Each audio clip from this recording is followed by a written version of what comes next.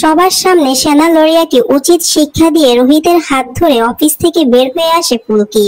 হিংসায় জ্বলতে থাকে সেনা। এমনটাই দেখবে, তাই বিস্তারিত জানতে প্লিজ আমার এই ছোট্ট চ্যানেলটি সাবস্ক্রাইব করে দেখার অনুরোধ থাকবে। আজকের পর্বে রিভিউতে দেখা যাবে ফুলকি ভোটে জিতেছে, সেটা নিয়ে পার্টির আয়োজন করা হয়। ফুলকির মা ফুলকির জন্য নিজ হাতে রান্না করে, আর ফুলকি তো ভীষণ খুশি হয়ে যায়। ফুলকির বাবা বলে, বাহ, আজকে আমাদের ফুলকি জেতার উপলক্ষে তুমি এত কিছু রান্না করেছো। তবে হ্যাঁ, এটা কিন্তু ভুল করলে চলবে না। আমাদের জামাই যদি ফুলকির সাথে না থাকতো, ফুলকি কি এত বড় লড়াই জিততে পারতো নাকি? আর তখনই তমাল বলে, রাজা বলেছেন মেসোমশাই, সবার সামনে কি কাণ্ডটাই না করলো আমাদের ফুলকি দাস। এরপর ভোটের ময়দানে ফুলকি কি করেছিল, রোহিতকে জড়িয়ে ধরেছিল, সোশ্যাল মিডিয়ায় সেটা তোলপাড় হয়ে যায়। সেটা নিয়ে সবাই কথা বলছিল। ফুলকি তো লজ্জায় পড়ে যায়। এর ভিতরে ফুলকি বলে ওঠে, আচ্ছা ছোট কুমারকে দেখছি না, ছোট কুমার কোথায়? আর তখনই সবাই মিলে বলতে থাকে, কে জানে সে সকাল সকাল বের হলো, এখনো তো আসেনি। এরপর ছোট কুমার বাড়ি ফিরে আসে। ফুলকি ছোট কুমারকে দেখে বলে, ওই তো ছোট ছোট কুমার চলে এসেছে। এরপর ফুলকি খাবার নিয়ে ছোট কুমারের কাছে যায় আর বলে, ছোট কুমার তুমি তো কিছু খাওনি, সে সকালে বের হয়েছো, মিষ্টি দিলাম তাও খেলে না। দেখো এত রাগ রেখে তো লাভ নেই, তাই না? যা হবার হয়ে গেছে। মানুষ যাকে পছন্দ করেছে সেই ক্ষমতায় এসেছে, তাই এখন তো খেতে হবে, না খেলে তো তুমি অসুস্থ হয়ে পড়বে। আর তখনই ইন্দ্র বলে, চুপ করো ফুলকি দাস, চুপ করো। দাদা তুইও কি বলতো, মাকে কি ভুলে গেছিস নাকি? শুধুমাত্র আমি একাই মাকে মনে রেখেছি, আর কেউ মাকে মনে করলো না। আমি এই আদিক্ষেতা সহ্য করতে পারছি না। ফুলকি দাস তুমি একদম আমার কাছে আসার চেষ্টা করবে না, আমার মন ভোলানোর চেষ্টা করবে না। এই বলে ইন্দ্র চলে যায়। কাকা বাবু বলে, ফুলকি তুমি তো জানোই ইন্দ্র ওরকম একটা ছেলে, কি দরকার ছিল ফুলকি তোমার খাবার নিয়ে ওর সামনে দাঁড়ানোর? দরকার নেই তো, যে নিজের ভালো বোঝে না তাকে ভালোটা বোঝাতে নেই। এরপর খাওয়া শেষ করে যে যার ঘরে চলে যায়। এদিকে রোহিত বসার রুমে বসে একটু রেস্ট নিচ্ছিল। সামনে খবরের কাগজটা পড়তেই ফুলকি নিউজটা পড়ছিল। ফুলকি ফুলকি জিতে গেছে সেটা হেডলাইনে দিয়েছে, আর পরের পৃষ্ঠা উল্টাতেই দেখতে পায় একটা মেয়ের ছবি। আর তখনই ফুলকি রোহিত সেই ছবিটা দেখে চমকে ওঠে। রোহিত বলে, সেনা লড়িয়া। আর সেই সময় ফুলকি চলে আসে। ফুলকি এসে বলে, কি স্যার, খবরের কাগজ পড়তে পড়তে কোন মেয়ের নাম নিচ্ছিলেন? আর তখনই রোহিত বলে, শুরু হয়ে গেল না? ফুলকি বলে, বারে আপনি একটা মেয়ের নাম ধরে ডাকতে পারলেন, আর আমি বলতেই দোষ হয়ে গেল? কে কে এই মেয়েটা? রোহিত বলে, নিউজটা দেখো তারপর বলবে। এরপর ফুলকি নিউজটা দেখছে।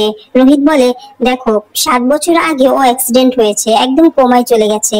এখন 7 বছর পরে ও সুস্থ হয়ে আবারও বক্সিং দুনিয়ায় ফিরছে। ফুলকি বলে, বাহ, 7 বছর মানে হসপিটালে ছিল, কোমায় চলে গেছে, আর কোমা থেকে উঠতে না উঠতেই চলে গেল বক্সিং এ। এটা কি করে সম্ভব হতে পারে? রোহিত বলে, সেটা দেখি অবাক হলাম। ফুলকি বলে, তা মেয়েটার সঙ্গে আপনার কি সম্পর্ক ছিল স্যার? আর তখনই রোহিত বলে, মেয়েটা একসময় আমাকে পছন্দ করতো। যা শুনে হিংসায় জ্বলতে থাকে ফুলকি। ফুলকি বলে, কি বলেন স্যার, এই মেয়েটাও আপনাকে পছন্দ করতো? মানে স্যার আপনি আমাকে একটা কথা বলুন তো, আপনার ভাগ্যে কি কোনো ভালো মেয়ে ছিল না? কত সব পেতনি ছেটনি এসে জোটে। আর তখনই রোহিত বলে, হ্যাঁ সেটাই ভাবছি, এখন আবার সেই পেতনি নাকি? আর তখনই ফুলকি বলে, মোটেও না, আমি কোনো পেতনি নই, বুঝতে পেরেছেন? আমি সত্যিকারে ভালোবাসি আপনাকে। আচ্ছা স্যার বলুন তো, মেয়েটার সঙ্গে আপনার কি করে যোগাযোগ হলো? রোহিত বলে, সে অনেক কথা। ফুলকি বলে, শুনতে চাই। রোহিত বলে, ও আমার একজন ছাত্রী ছিল, সবসময় আমি ওকে বক্সিং শেখাতাম, কিন্তু হঠাৎ করে ও আমাকে পছন্দ করতে শুরু করে।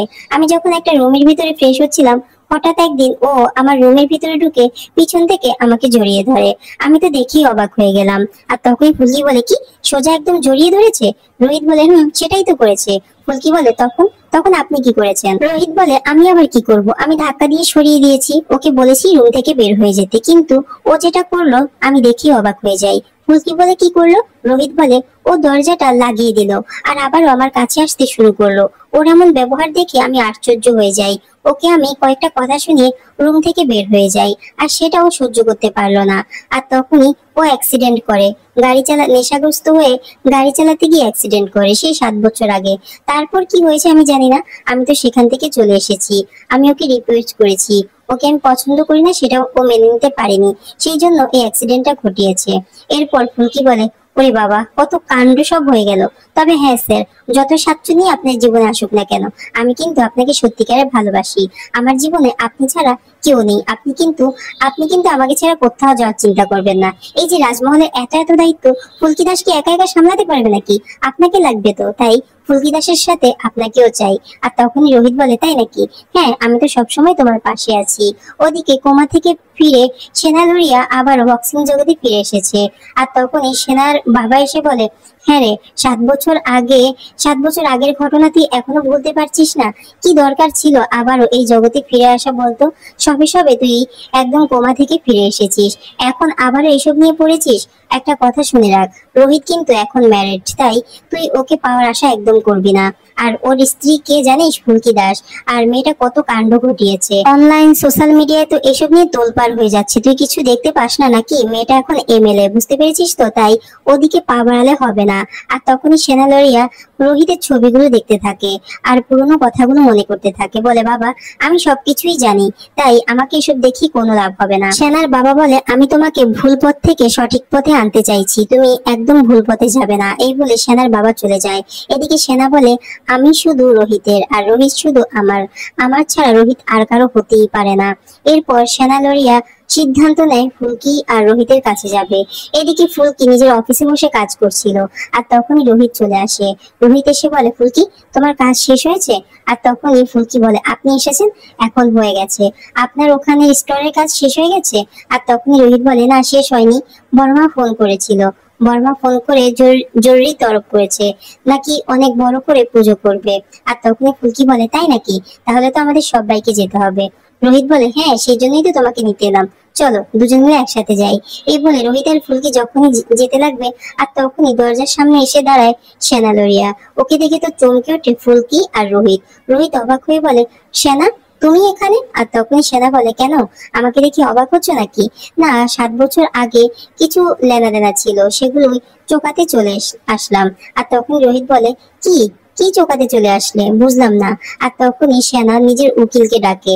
উকিলকে ডেকে বলে, এই কাগজপত্রগুলো ওনাদের হাতে দিন। এরপর রোহিত সেই পেপারগুলো পড়তে থাকে। সেনা ডিভোর্স পেপার নিয়ে এসেছে। ফুলকি বলে, স্যার, স্যার, এগুলো কি? এদিকে রোহিত বলে, তুমি কি পাগল হয়ে গেছো সেনা? তোমার মাথা ঠিক আছে তো? আর তখন সেনা বলে, আমার একদম মাথা ঠিক আছে। ফুলকি বলে, স্যার, আপনি আমাকে কিছু বলছেন না কেন, কি হয়েছে? আর তখন রোহিত পেপারগুলো ছুঁড়ে ফেলে দেয়। ফুলকি তখন পেপারগুলো হাতে নিয়ে দেখতে পায় যে ডিভোর্স পেপার। আর ফুলকি বলে, কি ডিভোর্স পেপার? আর তখনই সেনা বলে, হ্যাঁ, তুমি যদি ডিভোর্সটা না করো, আমি রোহিতকে পাবো কি করে?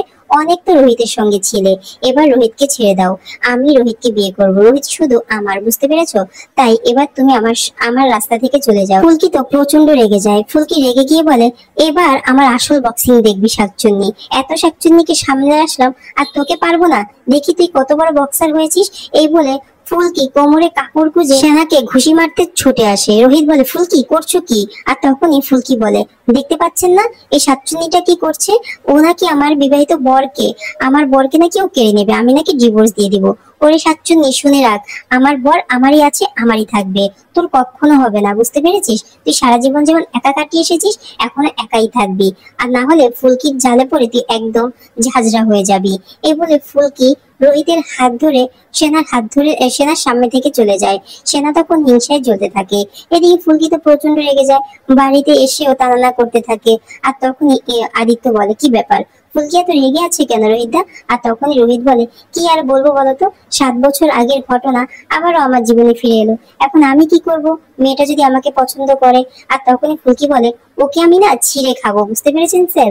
আর তখনই এই কথা শুনে অবাক হয়ে যায় সবাই। তো বন্ধুরা, এই ছিল আজকের পর্ব। কেমন লাগলো অবশ্যই কমেন্ট করে জানাবে। ধন্যবাদ।